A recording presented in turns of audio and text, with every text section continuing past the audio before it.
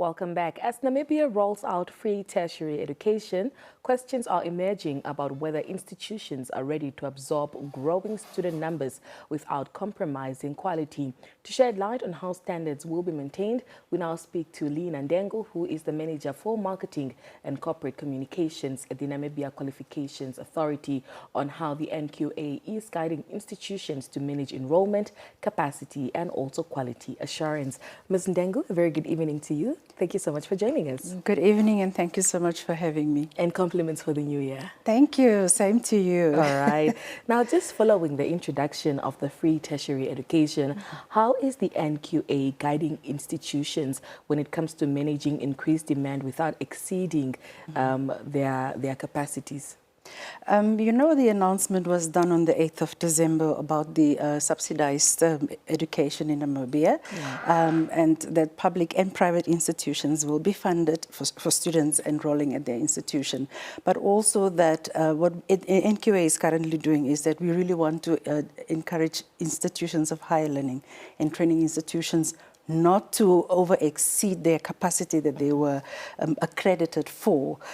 Because, you know, when we go out and do accreditation, we look at the capacity, the facilities and all that to ensure that quality of education is adhered to. So we really want to encourage institutions of higher learning so that when you are enrolling students, do not exceed the capacity that you were accredited for. And if you decide to expand, make sure that, you know, you expand the facilities, the qualified lecturers are also, you should take that into account. So it's not just a matter of I'm going to increase the number of students I'm taking in. So what I also want to really just remind them is that the NQA Act has given the NQA the mandate to basically monitor these. We have the mandate to do audit at these institutions and see if they exceed the capacity that they were accredited for. We have the mandate to basically then either caution them and then also basically give them penalties or encourage them to say, correct this. If not corrected, we can then revoke their accreditation. So we really just want to inform them that this can happen if they do that. Yeah. So what does carrying capacity mean in practical terms for universities, colleges, and also just vocational institutions? You know, in practical terms, we're talking about the infrastructure and the learning capacity of the institution. We're talking about qualified lecturers. We do not want you to enroll students and then you don't have enough space for students to sit in because you don't have enough classrooms, or if it's equipment, you don't have enough computers. You know, some students have to sit out or to share a computer. So we're saying that you need to ensure that your systems are ready. You know, whether it is your learner records, you know, you need to ensure that students does not get disadvantaged because you increase the capacity of students that you're taking in. So what we're basically saying as well is that it's not about just the facilities, because we do not want a situation where students' health are impacted because, say, the ablution facilities are not are too little and too few, and it does not cater for the number of students that you are taking in. So all these things are very important. We're also saying that if you are taking in a number of students, make sure that you are ready with the expansion plan, because the quality of education cannot be compromised. And the NQA really also just advising students that are planning to enroll, make sure that the institution that you are enrolling at is an institution that is accredited, as well as the qualification that you plan to obtain at that institution, because we also know that this is the time where a lot of institutions will also start popping up. But the minister was also very clear, the Minister of Education, Honorable Sanet Steenkamp, she was very clear that only institutions that are accredited, that also meet the minimum standards of quality education, will be funded. The students enrolling there will be funded. Okay, but how does the NQA ensure that a rise in enrollment does not compromise the quality of teaching and also training? We've got a few mechanisms, and one of them is basically that once the institutions have done enrollment, they pay a specific fee based on the number of students that they have enrolled. Okay. That's how we get to look at the learner records that they provide us with. Then the other is that the Act is also very clear that the NQA has the mandate to go and do an audit at an institution. So we can just then inform the institution of we're coming to do an audit. We want to see, are you meeting the standard quality education criteria set, the minimum standards. This also does not just apply to the institution, but it also applies to the curriculums, the qualifications that they basically offer. So we do have these in place. And like I mentioned, we also then can decide, are we going to revoke your accreditation if you do not, after several warnings, do not adhere to these accreditation according to the accreditation regulations.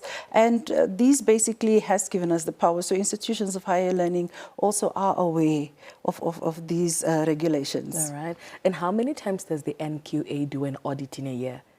Basically, we actually do ad hoc, because currently we do not have the enough staff, but we had our organogram approved, where we basically we're going to develop a department that will strictly just be doing audit and assessment. So these will definitely in 2026 take place. Yeah. So institutions of higher learning should be aware that this is something that the NQA will definitely do in 2026. All right. Now, as institutions prepare for the new academic year under free tertiary education, what are some of the early readiness or capacity concerns that the NQA is already watching closely? Currently, bogus institutions is a really big problem in the world, not just in Namibia. And this is something that we've really been sitting with that is really a big concern. And I was actually glad when the minister announced that only institutions that are accredited that meets the minimum standard of higher learning will then be, students will be then funded. So this is really for students to know that. If you really want to enroll in an institution of higher learning, visit the NQA website at www.namqa.org and look at the list of accredited institutions in Namibia, as well as the qualifications that they offer that are accredited.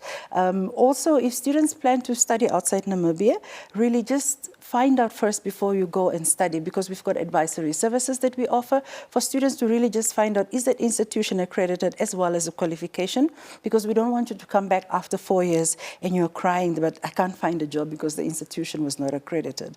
So really what we're also doing is that our social media pages, we will be posting the list out in January, when around the 23rd. What we also be doing is that we're going to publish the booklet with all the institutions that are accredited and their qualifications in Namibia, and we're going to put them on all the different newspapers. We're going to send them to the regional council offices so that they can then distribute it in their regions on the people on the ground, because we just feel January is usually a very critical time, and this is the time where we really need to put out that message that if it's not on the NQA list, it's not accredited. Yeah. Do you have, perhaps this issue where students would finish with school and they have enrolled in courses or schools that are actually not accredited? Yes, we do have that issue. How prevalent is it in Namibia? It actually is very much, because, I think it started mostly as well when around COVID, where people could do online education. So people started enrolling at institutions online and they obtain qualifications. So when they come to the NQA, they find out it's not accredited. Yeah. Sometimes you find franchised qualifications, but then what the fine print that people don't, or the students or potential students don't read, is that sometimes if a qualification is accredited in the country of origin, if it's done on part-time or distance, it's not accredited. So these finer details the students tend to not read. And we've had students that have gone out of the country, studied for 5 years, 6 years, all over the world. And when they came back, unfortunately, we're telling them, there's nothing you can do with your qualification. Yeah. And also, maybe what we should also mention, the POA, is that, a lot of employers right now are also now putting in their adverts that your qualification should be accompanied by an NQA certificate or evaluation report. So I really just want to encourage people. It's not just about studying. Yes, a lot of universities sounds beautiful. Sometimes the university might be accredited, but the qualification that they offer might not. So it's really important for students to do due diligence before they enroll at any higher learning institution. Okay, two different things, the university and also the course. Qualification, and the qualification, okay. But what assurance can you give to the students and also the parents that are watching the Daily Roundup right now with regards to education quality? Will it be, you know, protected and with access to it? Do you think with it being with free tertiary education, what are some of the words that you have for, you know, the parents and also the students with regarding to them enrolling this year? Yeah. Basically, what excited me was that the regulations for the quality education for high learning institutions was approved, the standard thereof, as well as the standard for the framework of qualifications. So basically what we're saying is that there is a minimum standard that all higher learning institutions should have in order for you to qualify as an institution. And also you need to obtain your accreditation status from the NQA. And if you want your child to be funded, NSFAF will not fund you if you are not studying at an institution that is accredited, or at an institution that is accredited but a qualification that is not accredited. So it's really very important. And also that the NQA will continue to do due diligence. We will continue to do a lot of advocacy, basically share the message. If it's not accredited, do not study there. Especially in the regions, I think the biggest problem we have is in the regions. We have a lot of bogus institutions because, you know, your son basically did not make it to the university, but because there's a training institution in your region, your mother feels that, no, it's okay, or you feel like, no, you can just enroll there. But in the meantime, that institution is not accredited, and this is the problem that we have been obtaining. Or also nurses, when they finish their after 16 years, when they become pensioners, they feel they're still young. They open nursing institutions, but they don't do the process of going to the NQA for accreditation. Or we also have teachers that finish and they start opening early childhood development centers. And these institutions, basically all this is a problem. So what we are basically saying is that before you enroll at any institution in your region, go to the regional council offices. We will be sending out the list around the 25th to all the regional offices. Of January. Find out if that institution is on there. If it's not on that list, do not enroll yourself and pay your money. All right. Well, Ms. Lina, thank you so much for joining us on the Daily Roundup. And I'm sure your message is heard loud and clear. Thank you so much for having me. All right. More conversations coming your way right here on the Daily Roundup. Do stay with us.